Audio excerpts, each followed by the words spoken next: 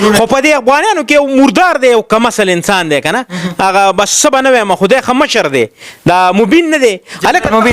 ته لکه ښه په خبرو کنه، تا ته ښه پته ده چې زه ښه پوهه سړی یم، نو چې ته په پاکستان پسې غول خورې جلال بھائی ته ووایه که نه زه پاکستانی یم، زه د پاکستان په نوم یادېږم، پاکستان زما ملک دی، زه په پاکستان خپل ځان ورکوم، زه په خپله جنډه خپل ځان ورکوم، زه خپل ملک چاته سپکولی خو نه شم، زه به ستا خیال ساتم، ته به مېلمه یې، زه به ستا خیال ساتم، زه د خپلو ادارو خیال ساتم، زه د خپل آرمي خیال ساتم، زه د خپل پولیس خیال ساتم، ته د پولیس د قربانو نه څه خبرې، ته د آرمي د قربانو نه څه خبرې، ته زما د ادارو د قربانو نه څه خبرې. ماجد بھائی دا راته وایي نن سبا ګورو ستا پیج او ستا چینل په هغې د ماجرو باره کې ستا ډېرې ویډیوګانې روانې، کله د هغوی په حق کې کله د هغوی خلاف وي، دغې باره کې تاسو څه وایي ماجرو حوالې سره؟ یاره جلال بھائی دا داسې چل دی چې دا مهاجر چې کوم دي دا د میلمه په توګه دلته په دې خیبر پښتونخوا کې اوسېږي، ټیک شو، د دې د سټیزن خو نه دي که نه، دې ته کارډ نه دی میلاو، پاکستانیان نه دي، دوی به ځي خپل ملک ته، و د ګورنمنټ د طرفه دغه دی دوی روان دي، ښه په لیګل طریقه به واپس راشي، موږ دا غواړو چې واپس ترې راشي، دا نه چې پاکستان دې پرېږدي هلته دې لاړ شي، ویزه دې ولګوي، پاسپورټ دې جوړ کړي، واپس ترې راځي. زه د هرګز د افغانانو ورونو خلاف نه یم، خو په دې افغانانو کې یو مردار دی، یو کم اصل انسان دی که نه، هغه بس څه به نه وایم، خدای ښه مشر دی، دا مبین نه دی هلکه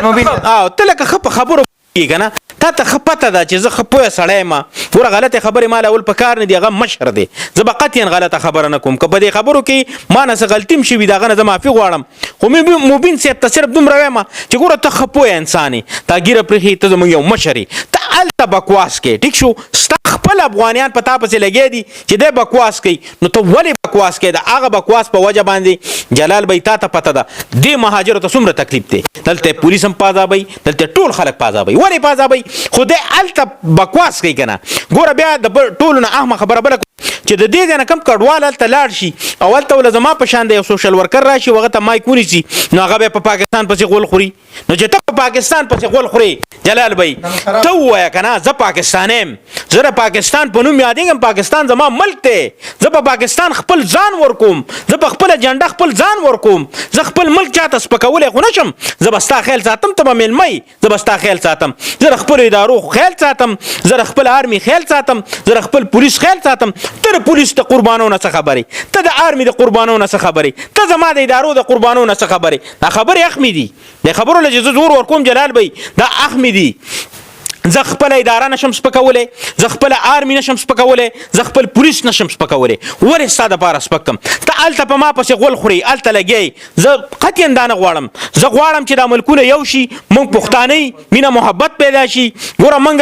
لکه د یوې کلمې رونی، نو چې ته اوس ما پسې د هغه ځای نه لګیې، زه د دې ځای نه لګیم، نو په تا او په ما کې د سپي څه فرق شو؟ خو تم سپی زم سپی یم، دې نه مطلب څه شو چې ته هلته لاړې ته ویډیو جوړې، نو دا خو ته د دې پښتنو په منځ کې ظالمه نفرت پیدا کې، پروپیګنډې جوړې، نو الله او رسول ته وګوره چې مینه ورکه، د ځان نه مټکور مه جوړوه. بیا مې ورته دا خبره کړې ده هغه خلکو ته، هغه سوشل ورکرانو ته کوم چې د کابل دي، هغوی ته وایم که تاسو له چل نه درځي یا تاسو له د ویډیو د وایرل کولو چل نه درځي، ما سره رابطه وکړئ، زه به درته چل وښیم که نه، داسې ویډیو کوه وایرل کېږي به، دا خبرې کوه وایرل کېږي به، خلک به دې ګوري، خو کم از کم د پښتنو په منځ کې ته بالکل ګوره ټسل مه پیدا کوه، نفرت مه پیدا کوه. بیا وایم چې وروره پاکستان زما ملک دی، پاکستان سره زه مینه کوم، په پاکستان زه ځان ورکوم، زه په خپل ادارو هم ځان ورکوم، زه په خپل آرمي هم ځان ورکوم، بیا زه په خپلو پولیسو هم ځان ورکوم.